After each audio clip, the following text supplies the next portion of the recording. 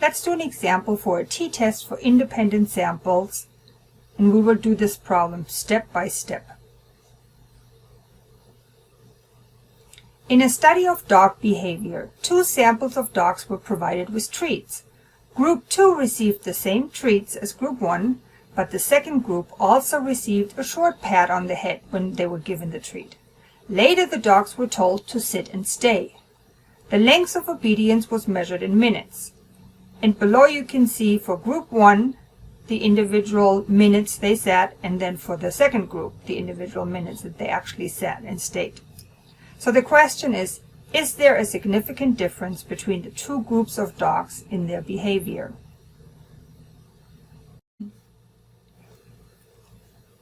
Before we actually state the hypothesis, we have to decide what test do I use. So I'm using a t-test for a single sample test, a t-test for an independent sample t-test, or a t-test for a correlated sample test, which we have not talked about yet. But once we've talked about all of them, you have to first decide which test is the appropriate one. When we look at the scenario, we can see that there are 2 different groups of dogs. And for that reason, we have 2 samples and they are independent of each other. We have to do an independent t-test. Our null hypothesis then is receiving a pat on the head has no effect on dogs' behavior. The population mean of the first one is equal to the population mean of the second one. That's a null hypothesis. The research hypothesis would be receiving a pat on the head does affect the dog's behavior.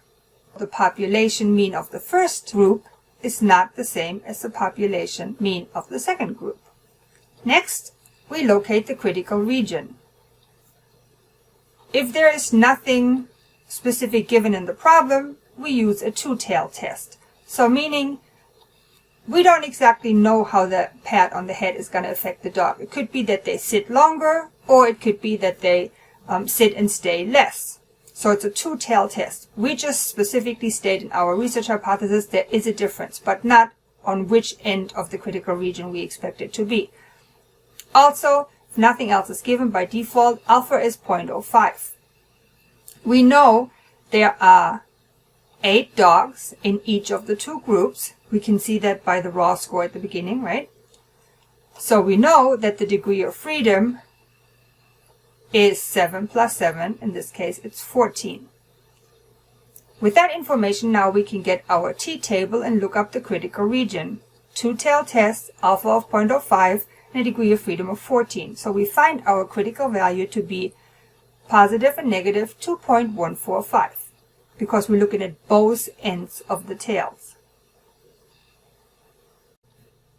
Now we come to the main calculations. So we know we are after a t-statistic. So we get the formula for the independent sample t-test. Here we see that we have nothing given because we only have the raw score.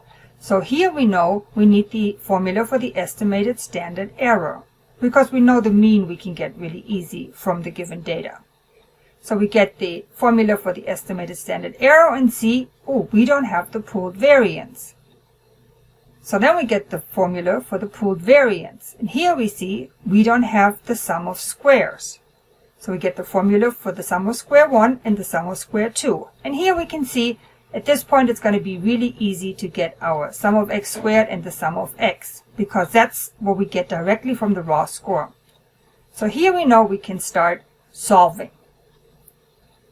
So when we rewrite our group data that we have for group 1, these were the minutes, and then we have the total of 24. And then for group 2, those were the minutes for all the individual dogs, and these 48 is the group total. So we already know we have the sum of x for both of those formulas. But we also need the sum of x squared. So we know this is just squaring each of the values for both groups and then adding them up. Now we can plug those values into the sum of square formula. Sum of square 1, therefore, is 16. So the 88 minus the 24 squared over 8. And for the sum of square 2 is just the 312 minus the 48 squared over 8, and that's 24.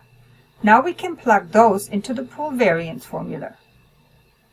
16 plus 24 equals 7 plus 7. So that's going to be 2.86 for our pooled variance. Now we can plug this into our estimated standard error formula. And here we will get a 0.85. Now we can solve for t if we would have the means, but we don't have the means. But we know that's really easy to get. The mean is just the sum of x squared over the number of people. So the first mean is 3, because it's just a 24 over the 8. And the mean for the second group is 6.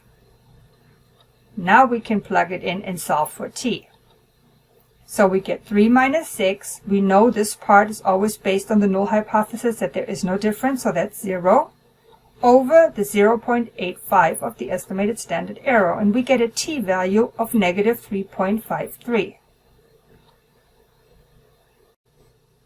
And step 4 is just making a decision regarding the null hypothesis. Well, we found that our t of minus 3.53 falls in the critical region on the left side of the tail. Therefore, we reject the null hypothesis. There is a difference in the dog's behavior. Receiving a pat on the head affects dog's behavior. The dogs receiving the pat on the head sat and stayed longer because their mean was 6 than the dogs not receiving the pat. Their mean was 3. The mean difference was significant. T, in parentheses the degree of freedom 14, equals minus 3.53. The probability that we found this by chance is smaller than 0.05, which was our alpha level, and it was a two-tailed test. So this is how you would report it. Did you get it? If not, send me an email.